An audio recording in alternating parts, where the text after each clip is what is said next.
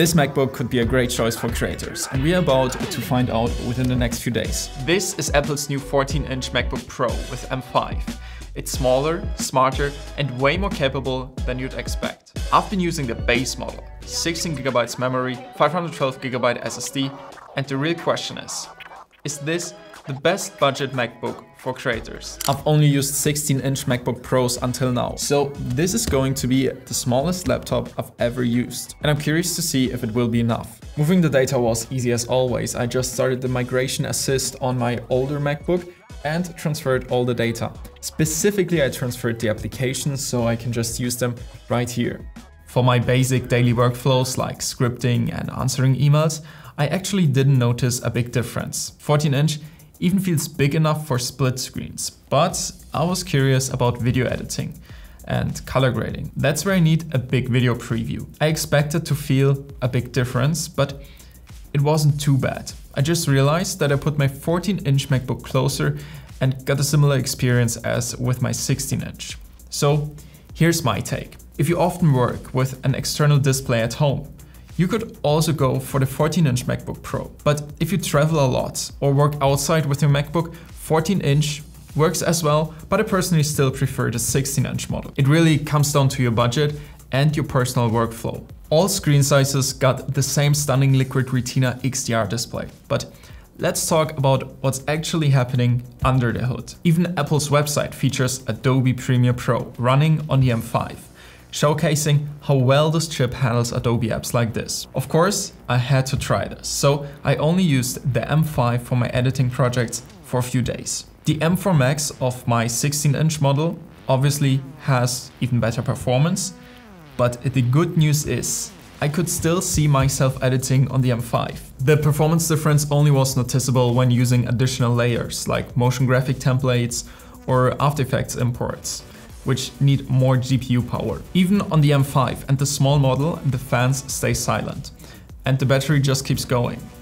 Here's a H.264 render test of a 4K timeline with footage which has been stored on the internal SSD. In some tests, the M4 Max was only 1.5 times faster and in others 4 times faster. Given the extreme price and multi-core performance differences, these are still great stats for the base M5. Keep in mind, I just compared the cheapest MacBook Pro to the most expensive MacBook Pro. Now, the M5 actually brings noticeable improvements for creators. Let's talk about the specs first. Like, there's the 10-core GPU built on a redesigned architecture, and that upgrade makes a huge difference. Graphics performance is up to 60% faster than on M4. But the biggest leap comes now. Each GPU core now includes a neural accelerator, which supercharges AI features directly on the chip. That means tools like AI speech enhancement in Premiere, smart masking in Lightroom, or noise reduction in Resolve run up to 3.5 times faster than on M4, because these AI features run locally, not in a cloud.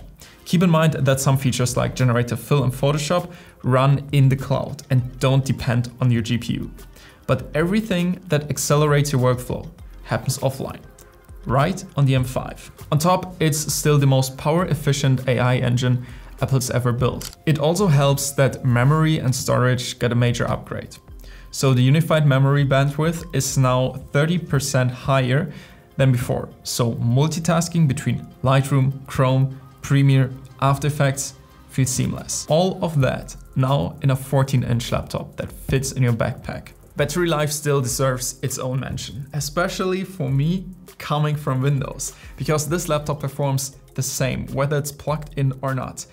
And that's something even most Windows devices can't claim. And especially not the battery runtime.